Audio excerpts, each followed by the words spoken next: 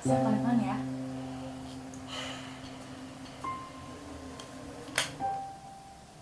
Kok kamu selama ini belum tidur sih? Evan belum bisa tidur, Mah. Kamu tuh semalam ini seharusnya udah tidur loh. Kan besok kan sekolah. Tapi Evan belum bisa tidur kalau belum dibacain dongeng sama Mama. Ya udah deh. Tapi habis itu kamu janji ya kamu tidur? Janji. Oke. Ayo, Evan mau baca dongeng mana?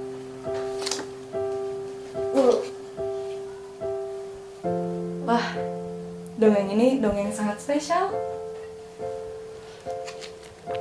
Di sebuah desa kecil yang berada di tengah hutan, hiduplah seorang gadis batang kara bernama Gea. Tapi, Gea tidak sepenuhnya sendirian. Ia selalu ditemani oleh anjing setianya yang bernama Kemi. Mah, itu yang namanya Gea ya? Iya. Nah, pada suatu hari, saat sedang mencari makan di hutan, Gea menemukan sebuah tas karung berwarna merah yang tidak berpemilik. Halo, halo? Ia menoleh. Halo, apa ada orang? Gea pun memutuskan untuk membuka tas tersebut.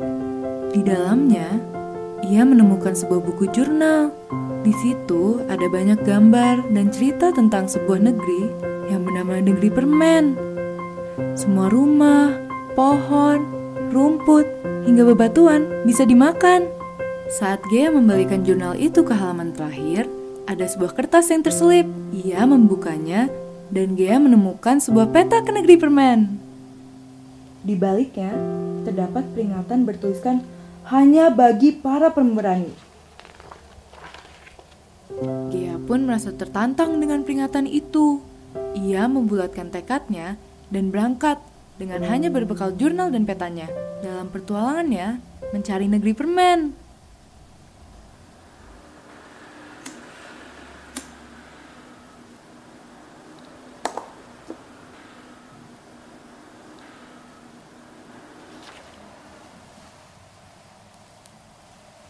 Buat simpang-simpang di kali.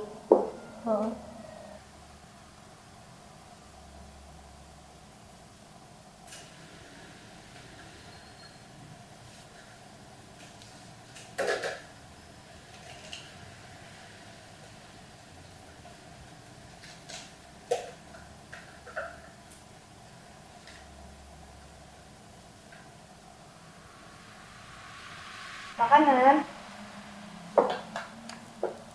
Nan, makan, nanti lo sakit, kan lo ada mah. Dudis, jangan ganggu gue dah. Ini tuh buat simposium, kuis muda di Itali. Makanya harus masterpiece. Tapi kenapa nggak kirim yang kemarin aja? Kan udah terbit. Enggak, Dis. Karya gue tuh harus beda dari yang lain. Masa sih? Gue mau kirim artikel, novel yang udah terbit, semua udah basi. Makanya gue harus pikir di luar nalar. Kacang.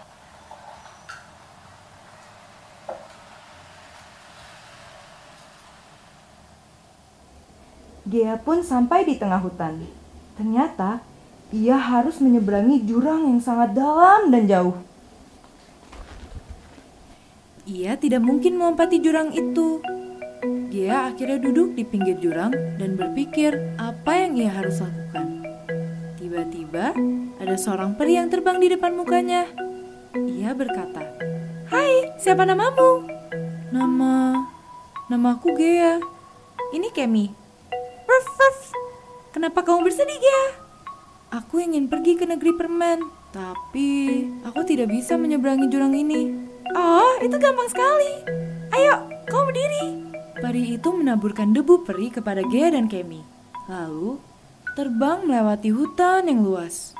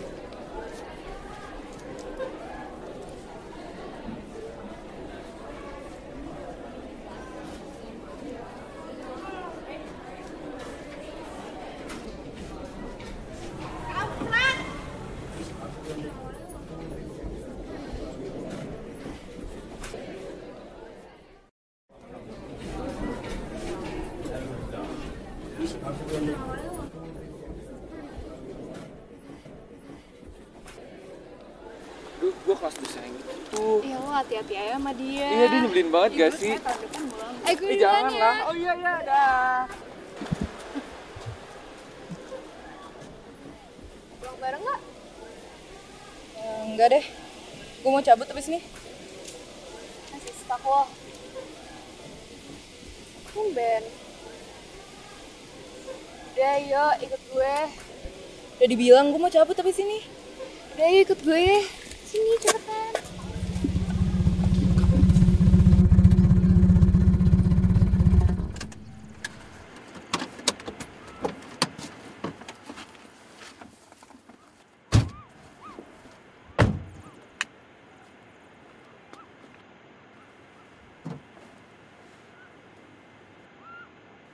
Di sini tenang kan? Gak kayak rooftop kampus.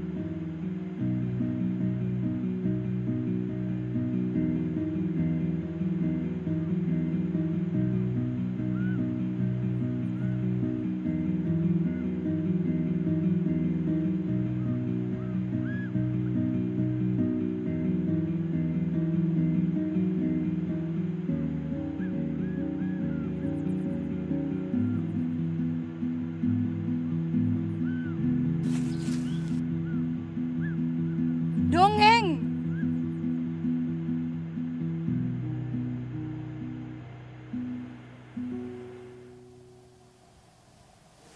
Gea, Kemi, dan sang peri hutan kemudian mendarat dan tiba di hutan yang gelap. Debu peri hutan itu tidak dapat melewati daerah yang dikuasai oleh sihir gelap. Mah, terus apa mah? Terus, Gea, Kemi, dan peri hutan pun meneruskan perjalanan dengan berjalan kaki. Setelah berjalan beberapa lama, Kemi pun mulai berputar-putar dan menggonggong dengan keras. Matanya berubah menjadi merah. Ia menggeram, lalu tiba-tiba ia menerkam Gea. Si peri hutan pun melindungi Gea dari terkaman Kemi. Kemi terbentur ke arah pohon dan berubah menjadi abu. Apa yang kamu lakukan kepada Kemi? Keminya kenapa, Mama? Kenapa peri hutan bunuh Kemi? Sabar dong, Nak. Nah, Kemi sudah terkena sihir gelap, Gea. Percuma kalau aku tidak membunuhnya. Dia akan terus menyerangmu, kata peri hutan. Aku tidak peduli. Kamu pergi aja. Peri tidak berguna.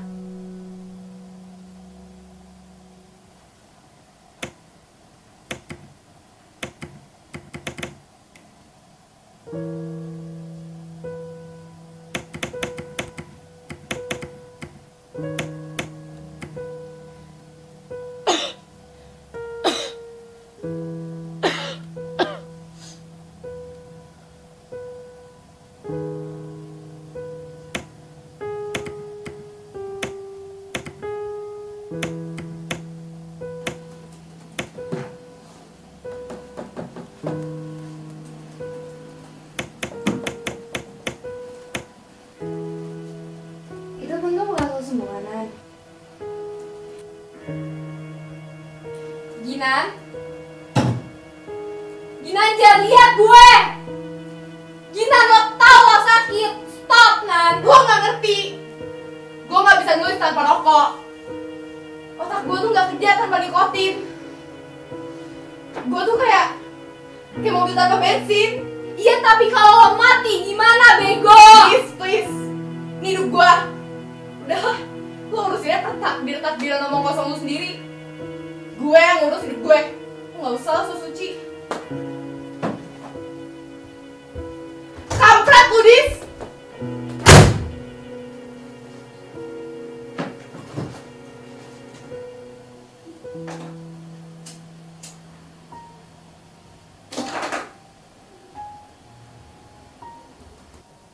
Gea pun berjalan dan berjalan terus sampai ia lelah.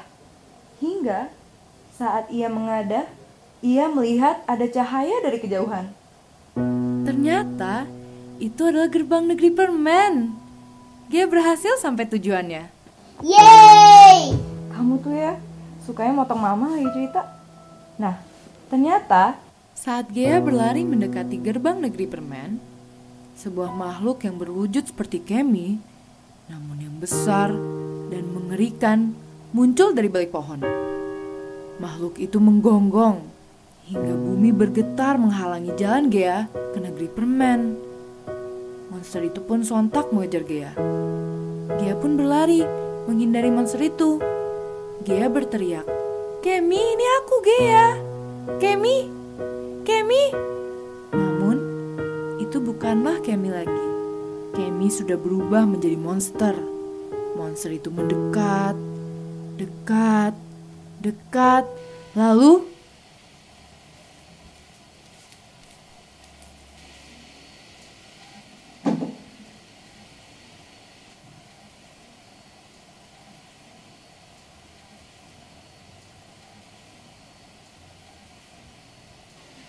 Nan?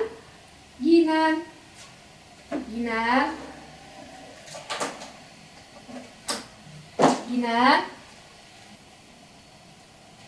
Nan? Ginan? Ginan? Ginan?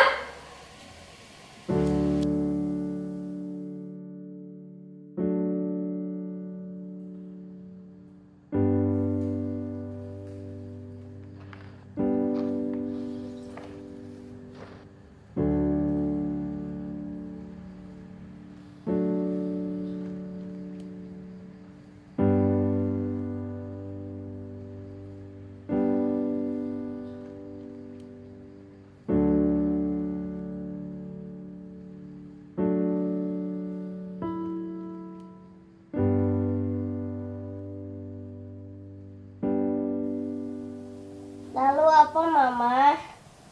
Lalu, peri hutan tiba-tiba muncul dari langit. Ternyata, selama ini ia tidak pernah benar-benar meninggalkan Gea sendirian. Ia selalu ada di balik Gea menjaganya. Peri hutan yang kesepian itu tidak rela kehilangan teman dan gadis baik seperti Gea setelah lama tinggal sendirian di hutan yang sepi. Pergi Gea! Peri hutan pun mengalihkan perhatian monster dan mendorong Gea ke dalam gerbang. Peri? Peri hutan itu pun terbang ke kanan dan ke kiri, membuat monster itu kesal. Apa yang kamu lakukan di sini? Peri hutan itu melambai ke arah Gea dari kejauhan. Kemudian, peri itu terbang, ditangkap oleh monster itu, dan dibawa pergi turun ke jurang.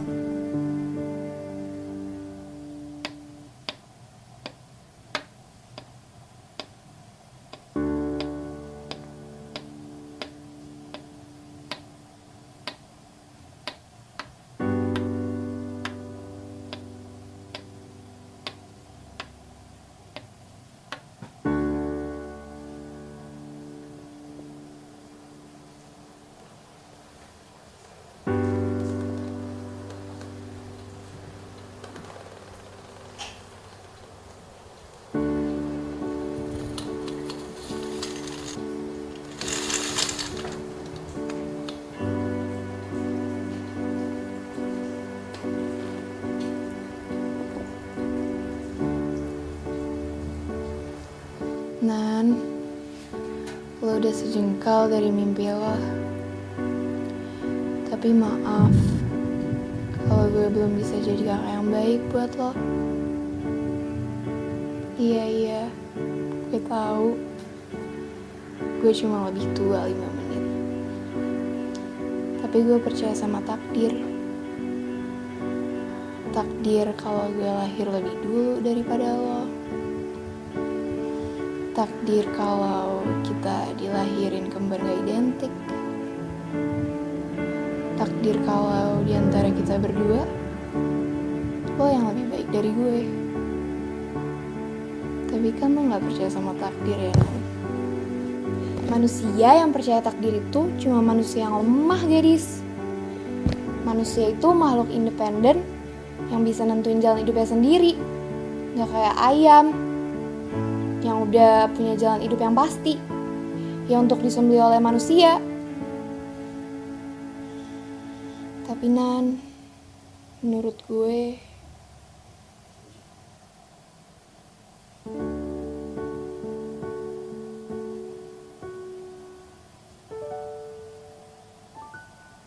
Mas, kenapa peri hutan memilih untuk mengorbankan dirinya untuk Gea?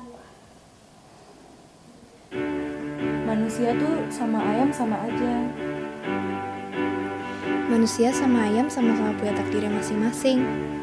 Pada akhirnya, beberapa makhluk memang diciptakan untuk mewujudkan mimpi makhluk yang lain.